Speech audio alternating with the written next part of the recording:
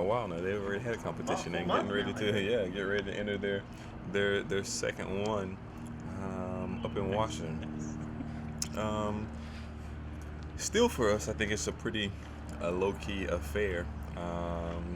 We'll run most of our men's squad and most of our women's squad. There's a couple of people that will hold out on the men's side. Jake Langang being one of them, and then probably Annie LeBlanc on the women's side. We won't run those two there at this meet, but for the most part, the others will compete and run and see how it goes. Um, our big plan in going to this meet is for us to be able to see the regional course for our younger athletes, and that's the gist of what we're trying to get out of this one here. How important is it to get a look at a course like that? Mm, Before you have a big meet out there. Yeah, for our younger kids, I think it's very important because it'll give them some confidence. It won't be this new thing, this deer in the headlights, and also be a smaller field. When we go there and run at regionals, those fields tend to be quite large. You talk about this being low key, but is still every chance, just an early chance for some of these athletes who haven't competed yet to kind of show what they can do and maybe give you a sense of what they can do?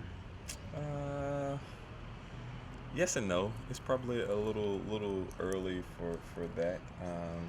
Cross country is one of those things to where we put in a lot of miles here and around Eugene, and then do some things here on the track.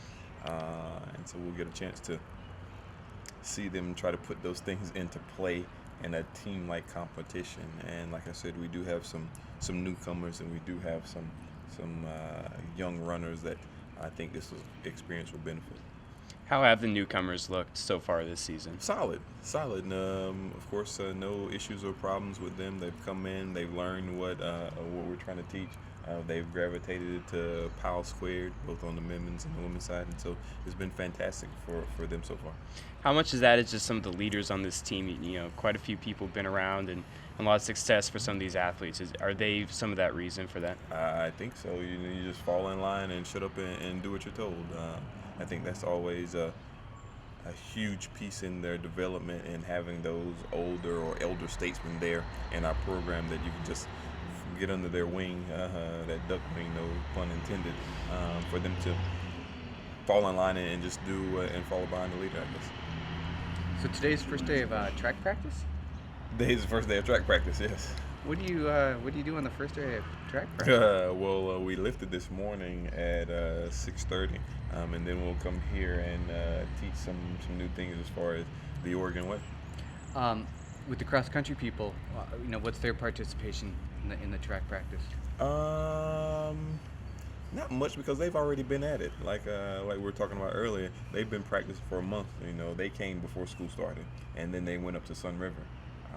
We had some kids run at the Priest Trail there for that first meet, the Dillinger meet, and then they went up to Sun River for a few weeks to train there, and now they're coming back down. But it's still Monday was the first day of class for them, so making some adjustments from that as well. So is this essentially similar to like what baseball and softball is doing right now? You just having an early fall track practice, or are you guys going all year from this point on? No, this is the first day of practice to last us throughout outdoor championships. Okay. So So this is literally day one. this is literally day one for those track kids. Exciting. Yeah, same thing. We'll put out some flyers and make sure they find where the classes are and how practice is, and show them where the weight room is. And I didn't know 6:30 came so early, and all the little nuances that come with the first day of practice. Are you lifting with them at 6:45? Yes. Yes. So, Showing them firsthand how to do it? actually, believe it or not, I did a lot of demonstrating today. So Exciting. I'll be a little sore, I'm sure.